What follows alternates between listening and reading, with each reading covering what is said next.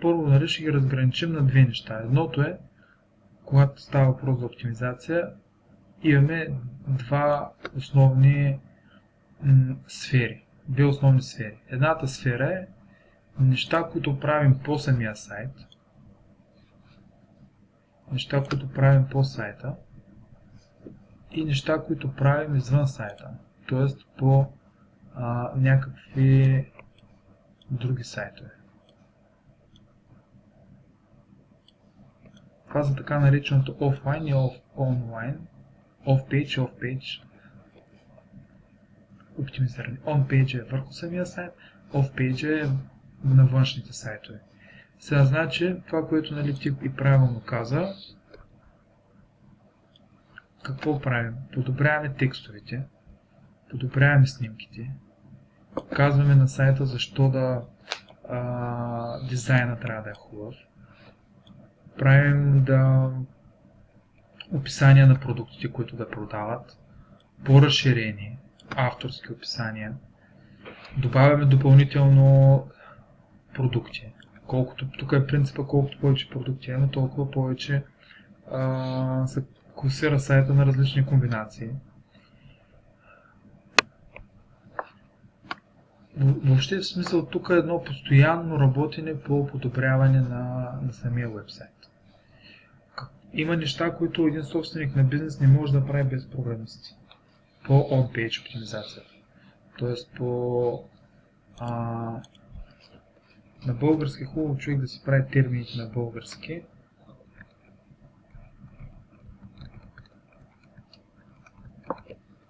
Значи едното е оптимизация по сайта, ще използвам някакви български термини, а другото е оптимизация извън сайта.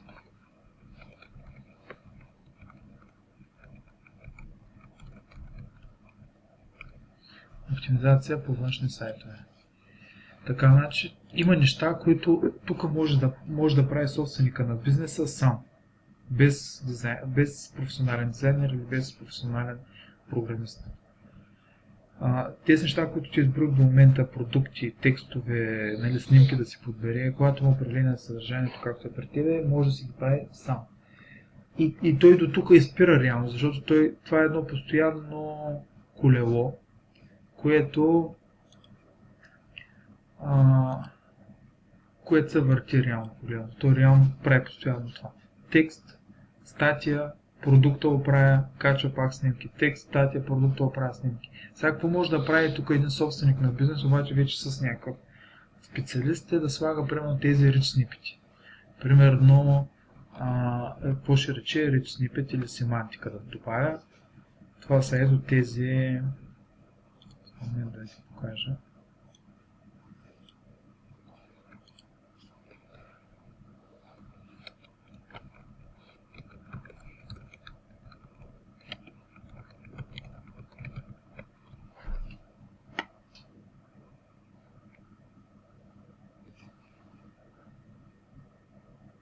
Ето примерно тази оценка е с семантична. Чрез кодове, нали, и рейтинг, който показва вече семантично, говори на търсачката какво представлява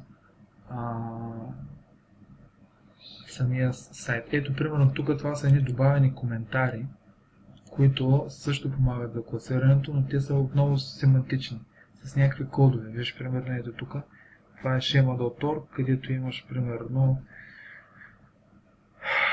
казваме, че това е някакво ревю от коментар с еди си къв рейтинг, който е бил написан от еди си кой, т.е. вече се добавят някакви кодове. Нали, тук, за да се продължи да се оптимизира самата страничка on-page, вече има някакво ниво от там нататък, където трябва да помага програмист.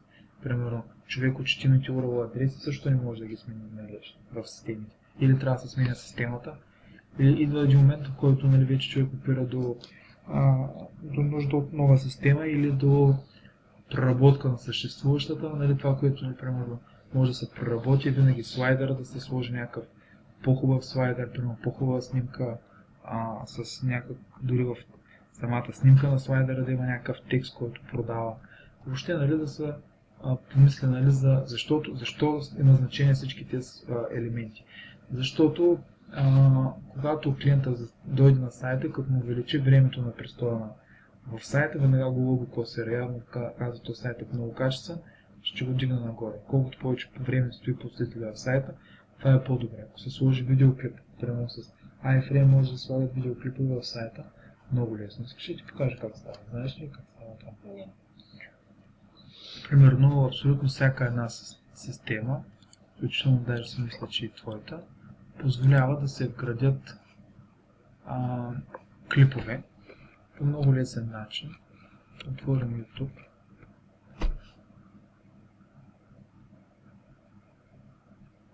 И вземем примерно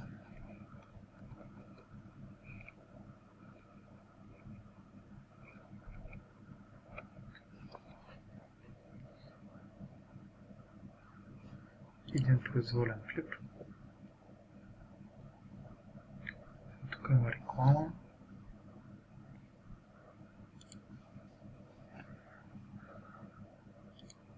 Ето го произволния клип, който не е качествен, трябва да се взимат само качествени клипове.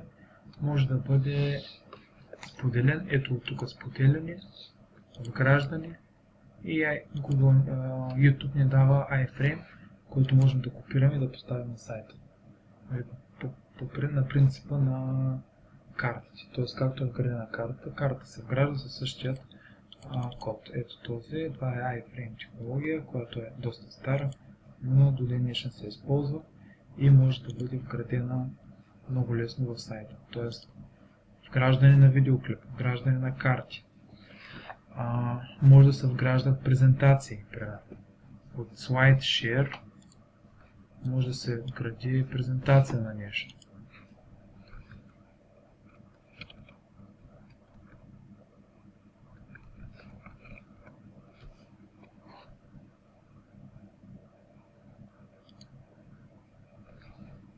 Ето, примерно, този сайт тук може да се вградят презентации.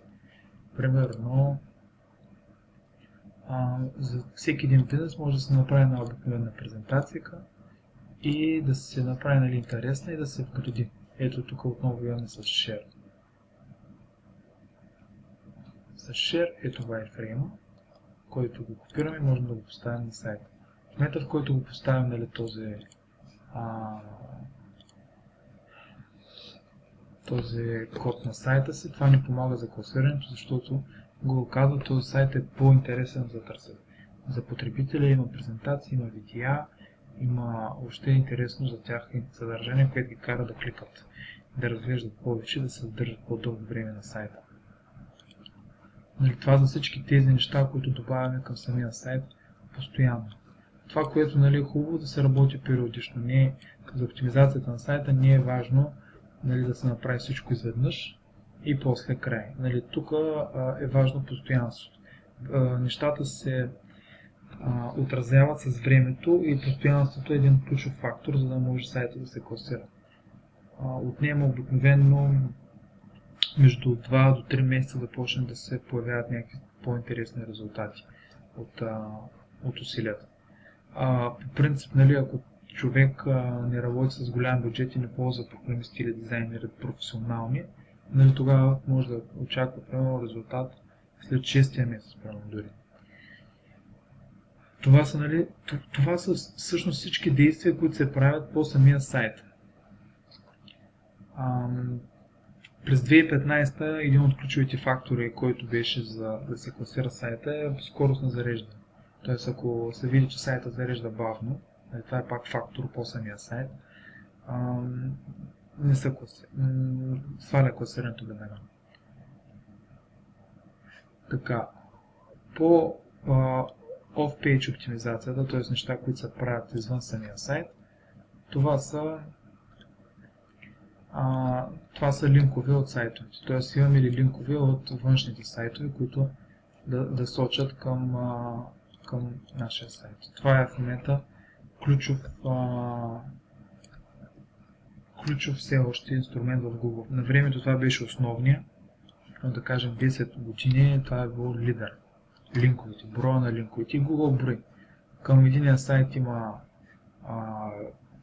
примерно 10 линка, към други има 50.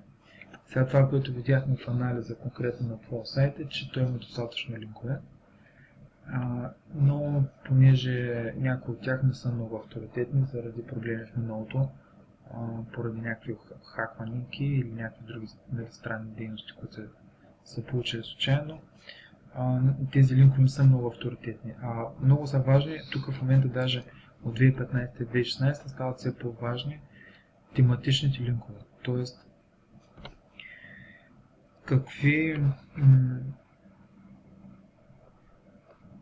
пример за тематичен линк е ето този дори твой блог. Единственият му проблем при него е, че той е с 2 статии. Въпреки това, нали, поне е стар, но е тематичен. Тоест, ако са някакви авторитетни блогове, където се говори на тази тема, или пък форуми, където е зачекната тази тема LED, или LED кружки, LED осветление, то един линк от тях би съответствал на 100 други. Тоест, златни биха били ни линкове от някакви такива авторитетни сайтове. Също така има каталози. Нали, трябва да се види фигурира ли сайта в каталози.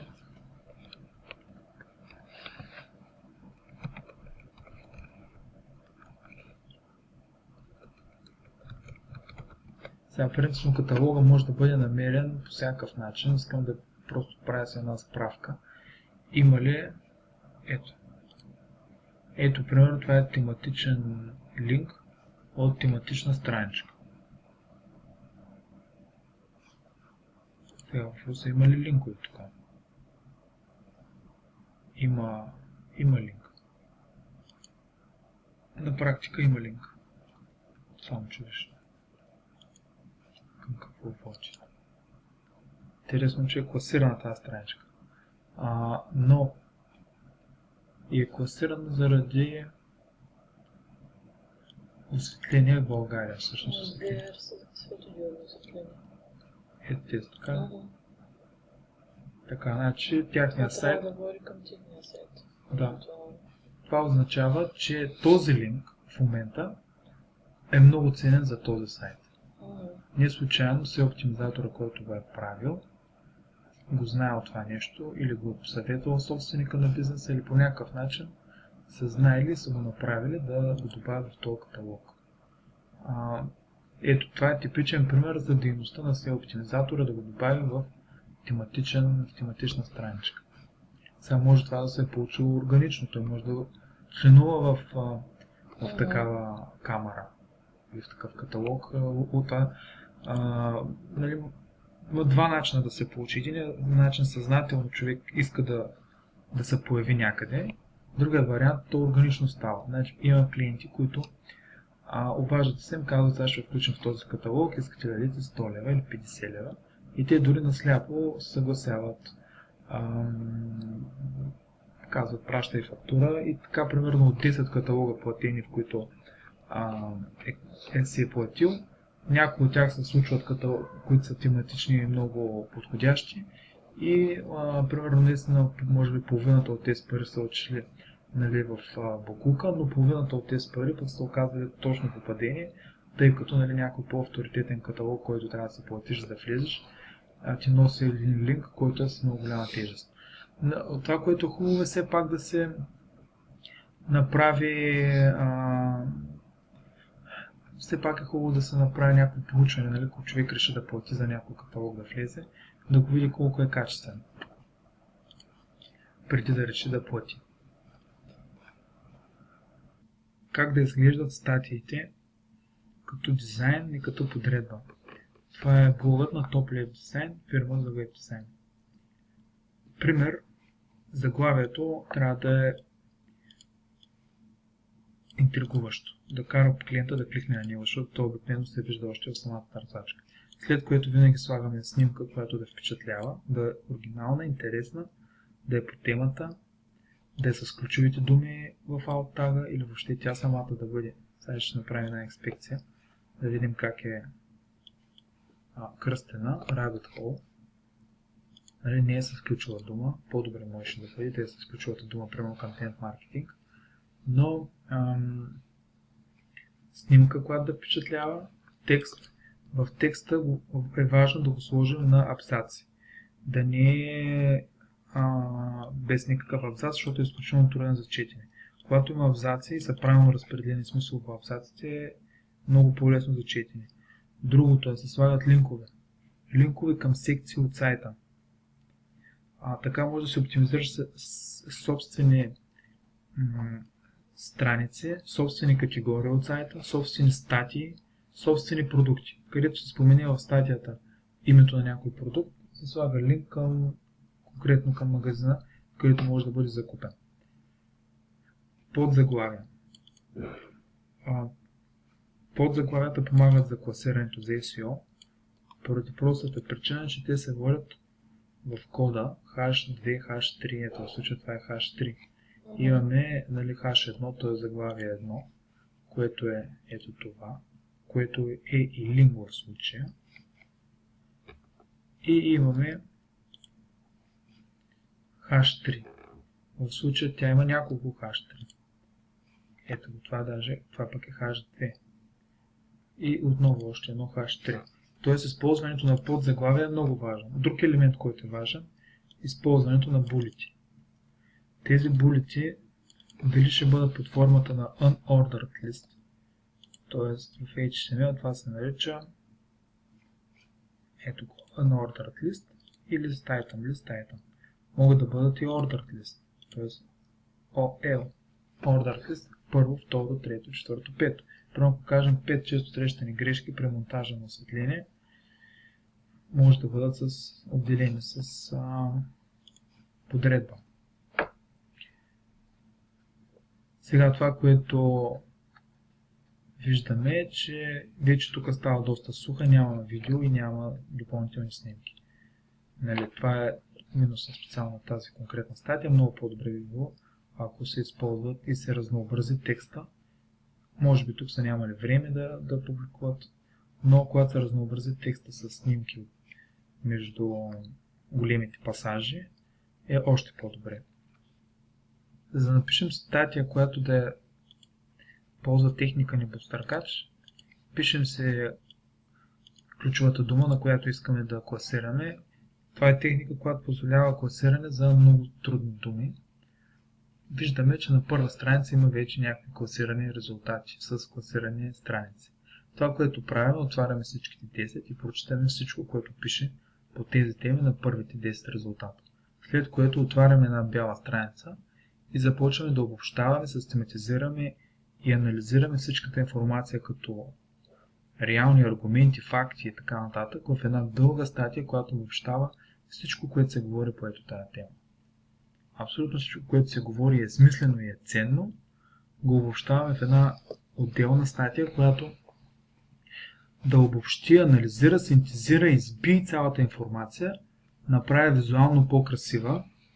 Може да се цитира някои от тези сайтове, прямо потребител еди си кой, от моето форум казва еди си какво, нали, но пък за сметка на това еди си кой какво мисли или еди си какво казва производителя, или пък нашата статистика от фирмата при продажби е, че всъщност брака на тази продукция е примерно това, което са рекламациите са по-малки от това, което нали, потребителите в този форум казват, нали, най-вероятно. И идеята е, че пишем една дълга статия, която я правим и визуално с хубаво съдържание и тя започва да се класира брутално по-добре. Сега, какъв ли може да изкочат проблемите на тази техника? Ако сайтът ни е нов, млад, не е авторитетен, тя може да се класира някъде ето тук. И въпреки, че е най-хубавата статия, която съществува за дадена тема, тя може да се класира по-назади.